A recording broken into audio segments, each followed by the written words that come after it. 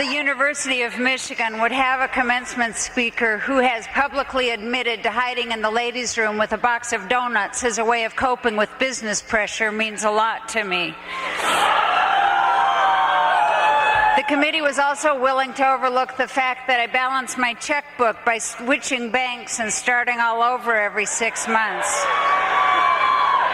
That I sometimes call in sick because I can't get my hair to start. And that I end each day in my brilliant career with a tiny secret prayer that my desk will burn down in the night. This is a school that understands that success isn't something we achieve once and get to keep, but something we have to each re-earn in our own way every day. This is a school that understands that every hope, every dream, and every single speck of your fabulous education still has to be filtered through you, the human element. And that your ability to cope daily with the little stuff is going to have as much to do with what your future holds as the rest of the 4 years you just spent getting your degree. The world expects so much of you right now. You'll be expected to be a dynamic business person, financial wizard, nurturing homemaker, enlightened, involved parent, environmental activist, physical fitness expert, a sexy and alluring yet responsible partner, champion of human rights, independent thinker, community activist, and if you're a woman, a size 5 all at once.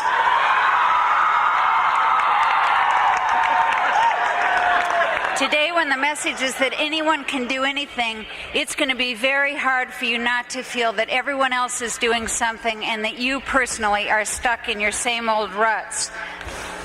And just in case normal human insecurity doesn't nail you, you'll be bombarded by images that will try. Look at how women are bombarded in 1994. Look at the commercials. Look at how they picture men and women in the commercials. Men in commercials are always doing one thing. The women are doing 6 things at once. Now, the man in the commercial will be mowing the lawn, one job. The woman in the commercial is giving herself a beauty treatment for her hands while she does the dishes. The man in the commercial is grilling a steak, one job. The woman in the commercial is simultaneously cleaning the oven, disinfecting the floor, popping a 5-course meal in the microwave, and faxing the office while explaining the miracle of feminine hygiene products to her daughter.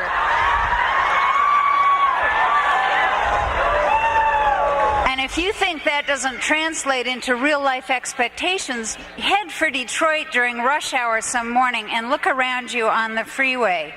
The men are driving to work, one job. The women are driving to work, steering the car with their knees, applying eyeliner with one hand, rehemming their power suits with the other hand, singing songs to the children they're dropping off at daycare while listening to French language tapes and doing isometric butt exercises.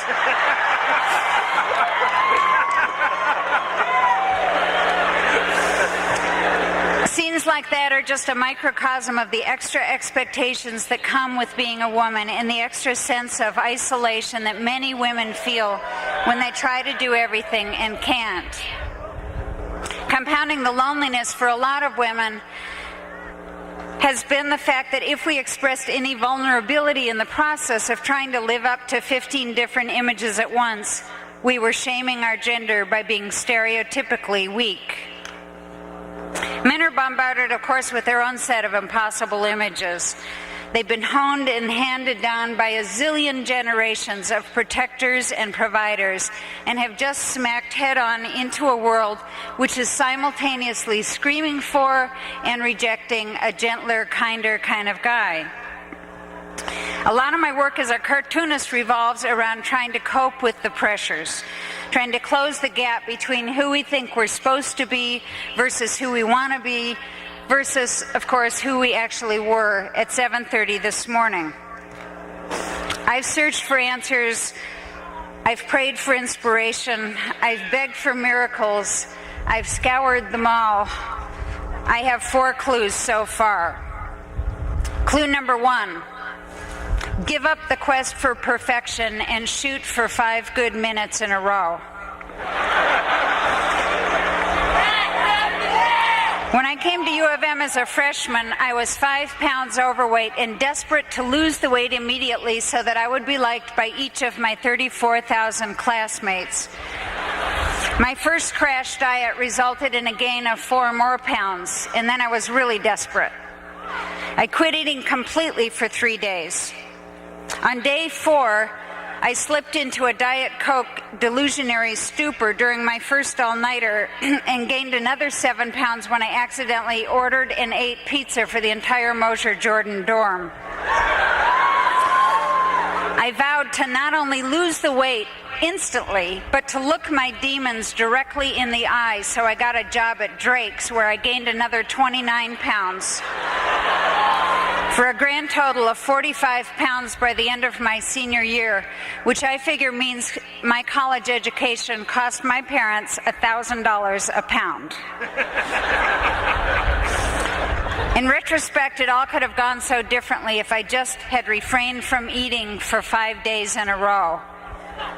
In retrospect, the only thing I've actually succeeded at instantly was failing.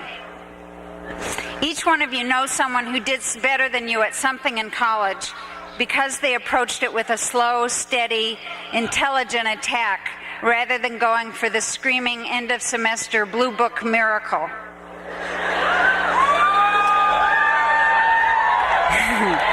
This is unfortunately exactly how it works on the outside.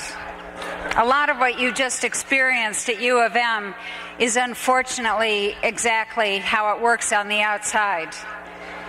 Just like in college, you'll be able to luck out and get an A now and then without trying, but if you bank on that as your system, you will flunk life in general. Just like in college, you'll be tempted to take on too much at once and will have diminished results in all the categories. And mostly, just like in college, you'll be graded not for how dramatic your plans are, but for what you actually sit down and do slowly and deliberately for 5 minutes in a row. If you can succeed for 5 minutes in a row, you can do anything.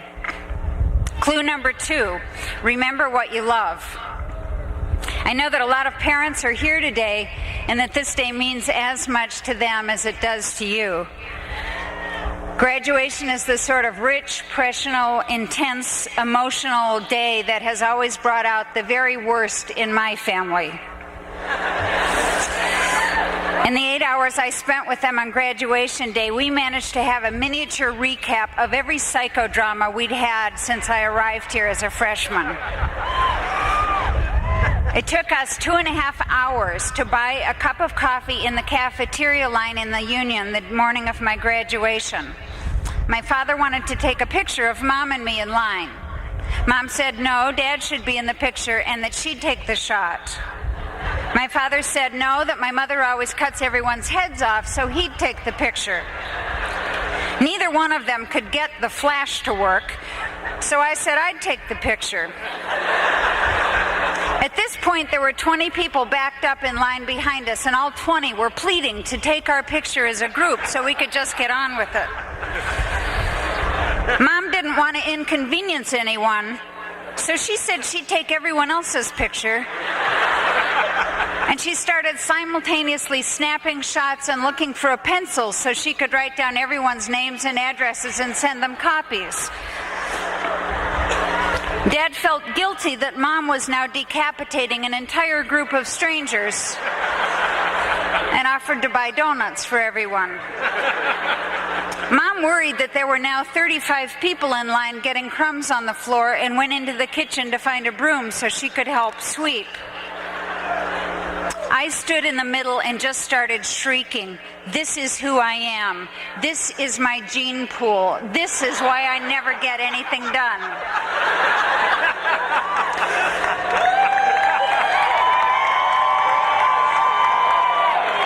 By the end of graduation day, it was as though we'd assembled our own little psychological parent-child yearbook. When I flip through the pages of that yearbook now, I see the tangle of love and impatience and dependence and defiance that makes up the most important relationship of my life. When I look at my family, I know who I am. But it's more than just family. The experience of going to U of M bonds people in a bizarre way that I can only describe by saying that even though I didn't graduate with a big circle of friends in my class, almost all the people who have become my best friends since college all went to school here and graduated at different times. I didn't even know them when I was here, and every single one of them has helped me keep more connected to what I believe in than almost anyone else I've ever met. One of my friends who not only came to your graduation with me today, but brought his whole family is Larry Kasdan. He's under the umbrella over there. Larry wrote The Big Chill and told the whole world about the depth of friendship and connection that gets formed on this campus. Every year you're out of school, you'll have more names in your phone book and fewer actual friends. A lot of the friends who will really count will be people who mapped out their dreams on the dyad, just like you. When I look at my friends from U of M, I believe in who I am. But it isn't just friends and family. You might not even realize it today, but each one of you has had one experience here that will eventually define what you do with the rest of your life. I'm talking about the kind of experience that felt so right, that tapped into your essence in such a way that you're going to look back on it and say, that was the moment my calling was revealed to me. My pivotal experience at U of M was the book Ulysses, the 2 million-page, 20-pound masterpiece Ulysses, which I took an entire semester-long class on. I never read the book Ulysses.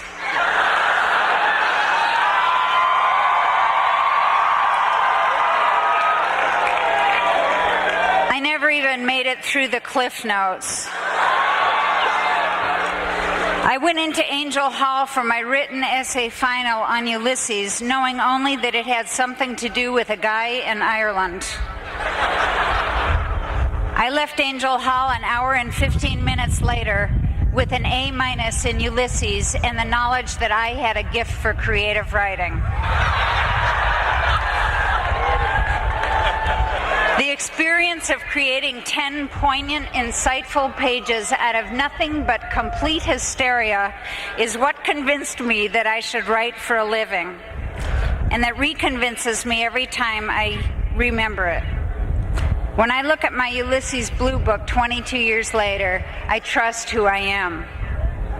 Look at what you love on graduation day. Take the classes, the friends, the family that have inspired the most in you, save them in your permanent memory, and make a backup disc. When you remember what you love, you'll remember who you are.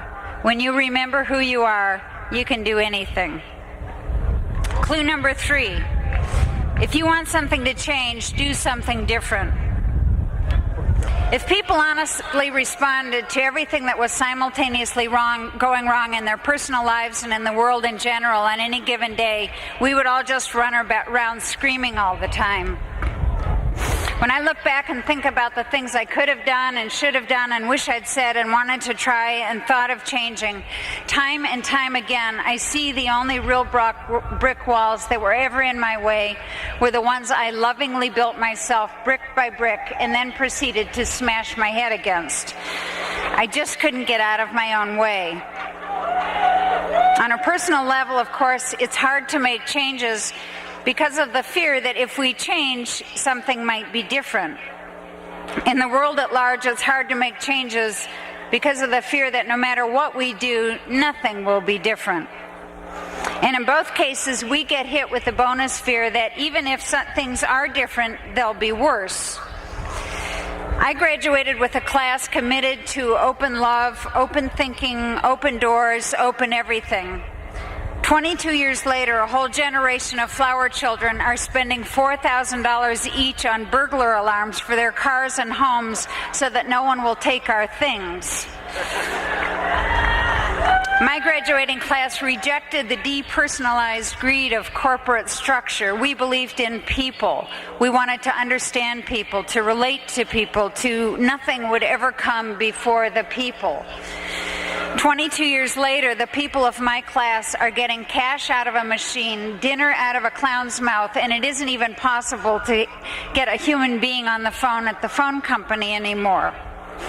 In Los Angeles, my only chance of having a meaningful encounter with a person is if I smash into one with my car.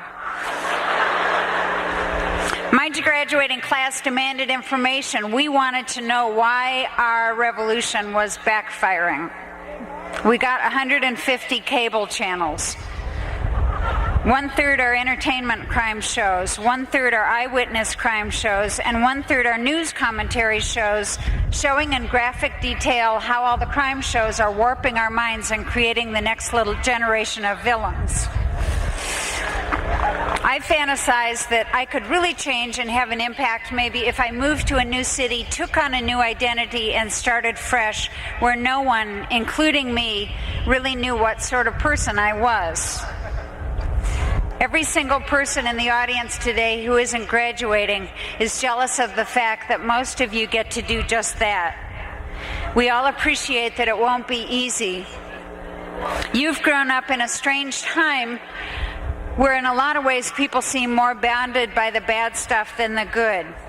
Where in a lot of communities the main common link between neighbors is that everyone knows someone who has AIDS, everyone knows someone who's been mugged, everyone knows someone who's in rehab, and everyone's life has been touched by a life that ended way too soon. If you want something to change, you have to personally do something different. You have to take a stand when it isn't convenient. Say something in a relationship when it hurts to do it. Work harder than you're used to working. Try something nobody else has tried. Defy your own group. Rebel against yourself. Knock down your walls and get out of your own way. If you're brave enough to do something different, you can do anything. Clue number 4. Let yourself regraduate every 4 years. The sad truth is that you can only run away from yourself for so long before you realize that you'll just find a sweatier version of yourself when you get there. In one of my mother's really annoying moments of being right about something, she told me that life deserves an overhaul every 4 years. She said 4 years is exactly enough time to know what's working, what isn't, what's worth saving, and what or who you ought to dump. As with most of Mom's advice, I staged my own personal rebellion, hung on to everything, clung to relations way past when it was appropriate, and not only settled into ruts, but dug them so deep they became like little subterranean villages stuffed with cable TV and bad habits. In another really annoying moment of being right about something, my mother quit mentioning the 4-year overhaul thing a few years ago, forcing me to rebel again, to bring it up myself, and even though it was 20 years late, to stage my own overhaul. When I took a really good hard look at things, I saw that I was great at my career, horrible at personal relationships, and that I had 15 minutes left in which to meet someone, fall in love, get married, get pregnant, and have a child if I ever wanted to be a parent. I took the full 15 minutes I had left on my biological clock and used it to call up my mother and scream at her for not being pushy enough. I then started the process that eventually had resulted in my adopting a beautiful baby girl named Ivy. Adopting Ivy was without question the hardest and the loneliest thing I've ever done in my life. I had to give up every fantasy about how I thought I'd have a child, who I thought I'd have a child with, what kind of family a child should have, not to mention change every single minute of how I was used to living. 20 years after getting down on my hands and knees and begging my Spanish professor at U of M to pass me out of the stupid language requirement,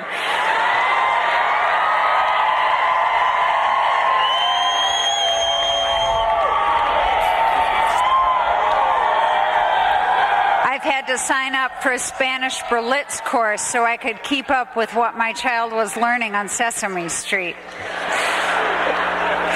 And like many exhausted mothers, I can only say that if I had it to do all over again, I only wish I would have done it a little bit sooner. Let yourself regraduate every 4 years. Celebrate what you've done. Admit what you're not doing. Think about what's important to you and make some changes. If you give yourself a chance to move on, you can do anything. For all the women and men of the class of 1994, the only thing greater than the frustration of attempting to do it all will be the seduction of wanting to try. Both personally and professionally, I believe very strongly in visualizing goals way beyond what seem humanly possible. I got this from my parents, who are great dreamers themselves, and who always insisted my sisters and I could do anything way past the point of all logic. When my mother first suggested I submit some scribbles to a comic strip syndicate, I pointed out to Mom that I knew nothing about comic strip syndicates or comic strips. Mom said, "So what? You'll learn." When I submitted my scribbles to a comic strip syndicate and I pointed out to Mom that I didn't even know how to draw, Mom said, "So what? You'll learn." When the syndicate sent me a contract to do the comic strip, I asked Mom how she thought I could possibly think of something worthy of printing 365 days a year for the next 40 years. Mom took me by the hand, sat me down at the table, and together we ate a Sara Lee cheesecake.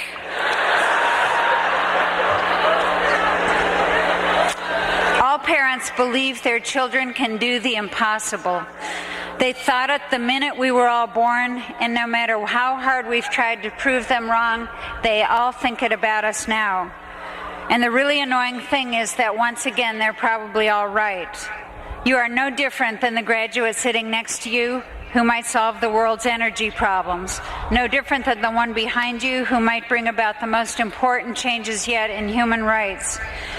You're no different from the one in front of you who might inspire all our children with his or her teachers. Each of us wages a private battle each day between the grand fantasies we have for ourselves and what actually happens, between the graceful, meaningful way others seem to use their time versus the chaos of our own. We all have to learn to not give up if we're not perfect tomorrow, and to somehow stay optimistic that we'll be perfect the day after tomorrow. As graduates, you have to set standards for how you work, how you treat others, and how you let others treat you. You have to simultaneously celebrate yourself and rebel against yourself. You have to defy your group, knock down your walls, and get out of your own way. You have to separate yourself from the 10,000 things that are expected of you and concentrate on something one day at a time. I suggest my 4 clues. Give up the quest for perfection and shoot for 5 good minutes in a row. Remember what you love. If you want something to change, do something different.